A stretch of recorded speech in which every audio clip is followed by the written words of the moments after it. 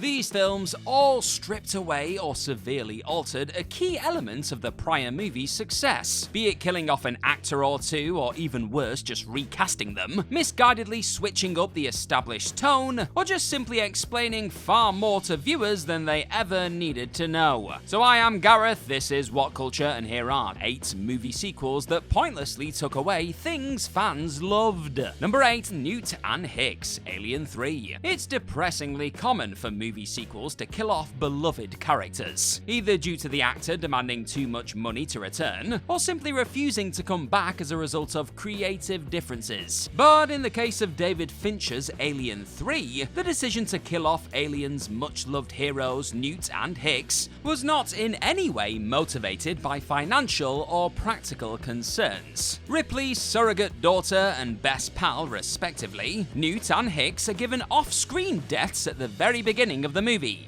dying when their escape pod crash lands on the prison planet Fiorina 161. Though undeniably ballsy, it was a creative call which infuriated not only fans, but also Alien's writer-director James Cameron, who called it a slap in the face. Once actor Michael Biehn learned that he wasn't being asked back for Alien 3, he demanded almost as much money as he was paid for his entire role in Aliens for his likeness to be used in the sequel, and he got it. Good for him. Beyond the obvious shock factor, eliminating 2 fan-favourite characters who Ripley fought so hard to save in Aliens felt like a bit of an insult to invested fans. Number 7, the meaning behind Uncle Ben's death, Spider-Man 3. One of the most iconic scenes in comic book movie history is the death of Uncle Ben in Sam Raimi's original 2002 Spider-Man movie. The brutally tragic scene sees Ben fatally shot by a thief after Peter Parker fails to stop said thief earlier in the movie. The sequence brilliantly underlined the responsibility that comes with being a superhero and the consequences of one's actions, or in this case, inaction. It was a perfect primer to ensure that Peter left no injustice unpunished in the future. And while this through line stayed totally intact for Spider-Man 2, 2007's third film ill-advisedly retconned Uncle Ben's death to instead be at the hands of the villainous Flint Marko, aka Sandman.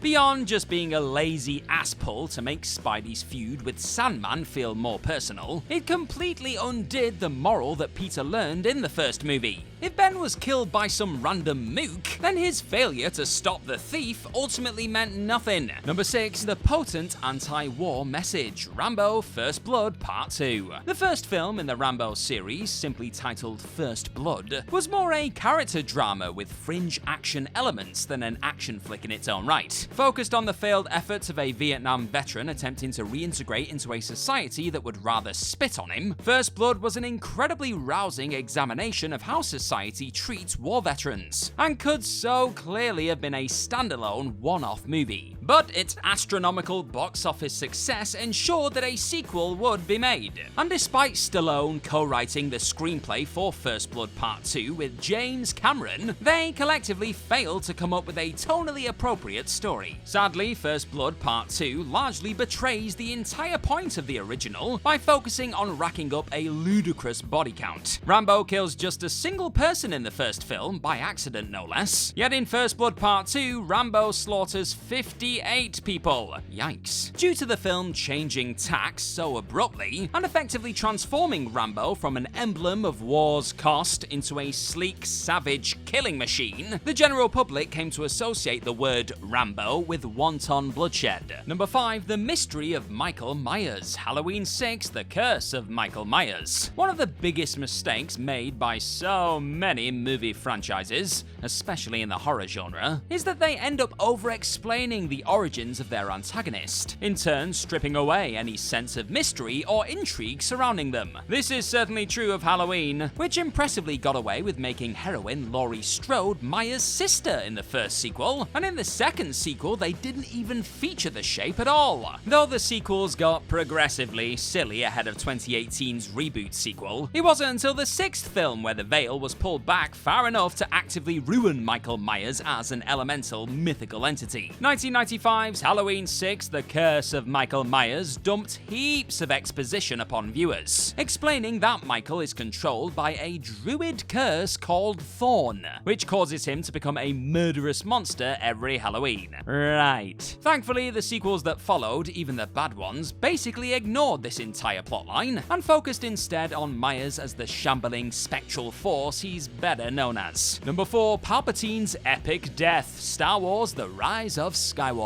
The original Star Wars trilogy, of course, concluded with Darth Vader committing the ultimate face turn and saving his son, Luke Skywalker, by throwing Emperor Palpatine down a reactor shaft to his doom. George Lucas's prequels were able to bring the character back without undermining his demise, and in fact, Ian McDiarmid's deliciously scenery-chewing performance in the prequel trilogy is arguably their strongest asset. So when Palpatine was confirmed to make a return in the saga capping The Rise of Skywalker, fans were a mixture of intrigued and a bit nervous. Could J.J. Abrams find a way to justify the Emperor's resurrection, or would this be yet another pandering dose of lazy nostalgia bait? Sadly, it turned out to be the latter, with Palpatine's return ultimately undermining what his demise actually meant in Return of the Jedi. Resurrected in the film's opening titles with little further explanation, beyond him apparently being a crude zombie puppet thing hooked up to a mechanical arm. It was terrible stuff. They should not have done it. Number 3, the found footage style, Book of Shadows: Blair Witch 2.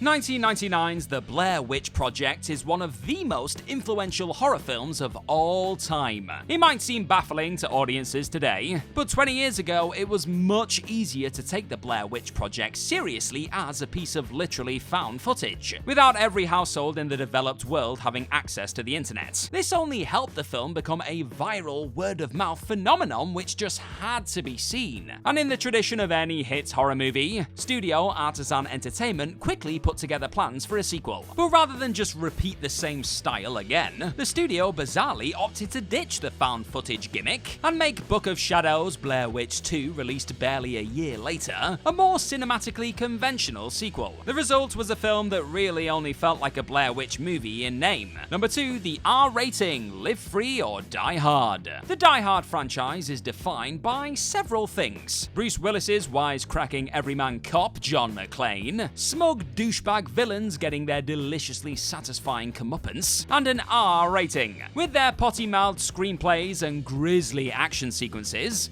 the first 3 Die Hard films certainly earned their adult-skewing content ratings, and so much of the excitement surrounding 2007's belated 4th film was muted when Fox quietly confirmed that it was being rated PG-13 in the pursuit of fatter profits. The thing is, Live Free or Die Hard is a good movie, but due to its neutered, sanitized approach to violence and especially swearing, it just doesn't quite feel like Die Hard. The PG-13 rating means that even McClane's iconic catchphrase, "Yippee-ki-yay, mother effer," could only be spoken aloud with a gunshot disguising the offending word. And while we're on the subject of this Bruce Willis starring franchise, I'm just going to take a moment to salute an amazing actor and a total icon. Lots of love to the Willis clan from everyone here at What Culture. Number 1, Rachel Weisz as Evelyn, the Mummy, Tomb of the Dragon Emperor. The failure of the Tom Cruise starring The Mummy reboot merely reminded everyone how much breezy fun the first 2 Brendan Fraser starring Mummy movies were. They weren't high art by any means, and The Mummy Returns foisted the unforgettable CGI abomination of the Scorpion King upon audiences. But they knew exactly what they were and delivered accordingly. The films were also defined by their supporting cast, especially Arnold Vosloo as Imhotep,